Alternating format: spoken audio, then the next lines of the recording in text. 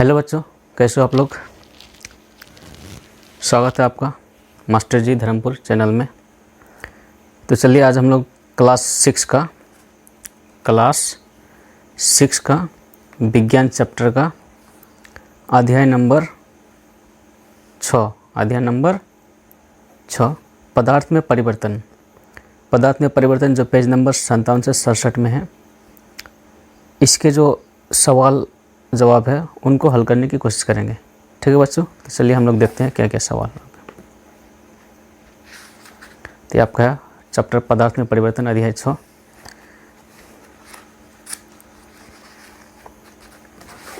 चलिए पहले अभ्यास में क्या है इनका, सही उत्तर को चुनना है। क्या करना है?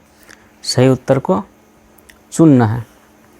एक नंबर में क्या, सही उत्तर को चुनिए। कौन नंबर, निम्न में से कौन सा पदार्थ ठोस अवस्था से सीधे गैसीय अवस्था में परिवर्तित हो जाता है। क्या पूछ रहा है कि इन चारों में से कौन सा ऐसा पदार्थ है जो गैस से ठोस अवस्था से सीधे गैस बन जाता है। तो पहला नंबर है बर्फ़।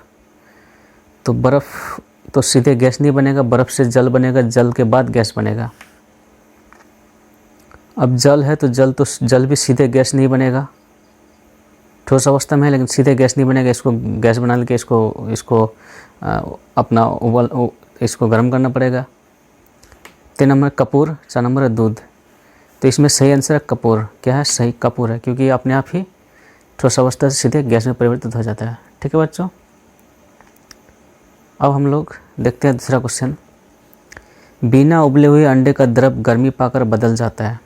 बिना उबले हुए अंडे का जो द्रव है अंडा के अंदर में, वो गर्मी पाकर बदल जाता है। किस में? ठोस में, द्रव में या गैस में, या इनमें से कोई नहीं। तो आप लोग जब अंडा बॉयल करते हो तो उसका जो पीला वाला भाग है वो द्रव रहता है, लेकिन बॉयल करने के बाद वो क्या हो जाता है? ठोस हो जाता है। ठीक है बच्चों, तो इसका आंसर हो जाएगा 1 नंबर। उसके बाद है गौ नंबर क्वेश्चन। गौ नंबर क्वेश्चन क्या है? निम्न में से कौन सा पदार्थ सामान्य रूप से पदार्थ की 3 अवस्थाओं में पाया जाता है। पूछ रहा है कि इन चारों में से कौन ऐसा पदार्थ है जो तीनों अवस्था में पाया जाता है। पहला नंबर है जल, कपूर, नौशादार और दूध। तो इसका सही आंसर है जल, क्योंकि जल 3 अवस्था में पाया जाता है। जल द्रव भी होता है, जल बर्फ भी हो सकता है और जल गैस भी हो सकता है। तो जल की 3 अवस्था होती है, ठोस, द्रव और गैस। ठीक है बच्चों, तो इसका आंसर हो जाएगा जल। इसके बाद हम लोग लॉन्ग क्वेश्चन में चलते हैं। लॉन्ग क्वेश्चन में 2 नंबर क्वेश्चन है। कपड़े से कुर्ता बनने के बाद क्या कपड़े को पुनः पहले वाली अवस्था में लाया जा सकता है? इस प्रकार के परिवर्तन के 3 अन्य उदाहरण लिखिए। कह रहा है कि कपड़े से कुर्ता बनाने के बाद क्या कपड़े को पुनः पहले वाली अवस्था में लाया जा सकता है। अगर किसी कपड़े को हम काट कर कुर्ता बना लिए तो फिर से उस कपड़े को पहले जैसी अवस्था में लाया जा सकता है? तो नहीं। ठीक है बच्चों, तो ये जो नहीं है, तो इसी प्रकार का और भी 3 अन्य उदाहरण लिखना है। और दूसरा, इसके बाद 3 नंबर क्वेश्चन क्या है? रात्रि में सीमेंट की एक बोरी जो खुले मैदान में रखी हुई थी वर्षा के कारण भीग जाती है। अगले दिन तेज़ धूप निकलती है, सीमेंट कड़ा हो जाता है। क्या सीमेंट को पहले जैसे स्थिति में प्राप्त कर सकते हैं? नहीं कर सकते हैं। तो इनका जवाब हम नोट बना के रखे हैं, उसमें हम लोग इसको देखते हैं। तब तक के लिए इसको रखते हैं।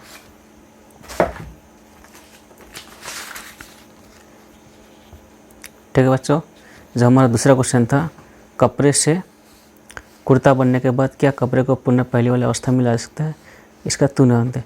तो इसका उत्तर यह है कि कपड़े से कुर्ता बनने के बाद जो उसको पहले नहीं है, संभव नहीं है। अब उसका 3 उदाहरण, इसी तरह से 3 उदाहरण देना है। तो पहला नंबर क्या है? आटा से रोटी बनाने के बाद पहले वाली अवस्था में नहीं ला जा सकता। छूट गया प्रिंटिंग में, ला जा सकता। दूसरा है दूध से दही। अगर दूध से दही बन गया तो दही को फिर से हम दूध नहीं बना सकते। तीसरा नंबर गेहूँ से आटा। अगर गेहूँ को पीस के हम आटा बना दिए तो फिर हम आटा से गेहूँ वापस नहीं बना सकते। तो ये 3 उदाहरण इस प्रकार हो गया। अब हम लोग चलते हैं सवाल नंबर 3 में। सवाल नंबर 3 क्या है? रात्रि में एक सीमेंट की बोरी जो खुले मैदान में रखी हुई थी वर्षा के कारण भीग जाती है। अगले दिन तेज़ धूप निकलती है, सीमेंट कड़ा हो जाता है।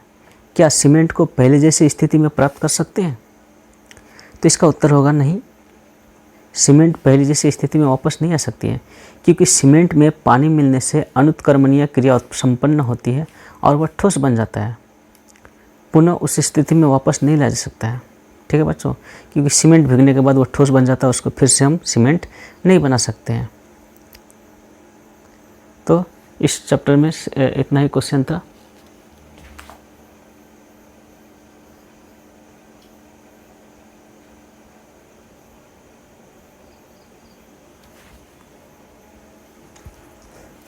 तो ये चैप्टर हमारा यहीं पर समाप्त होता है।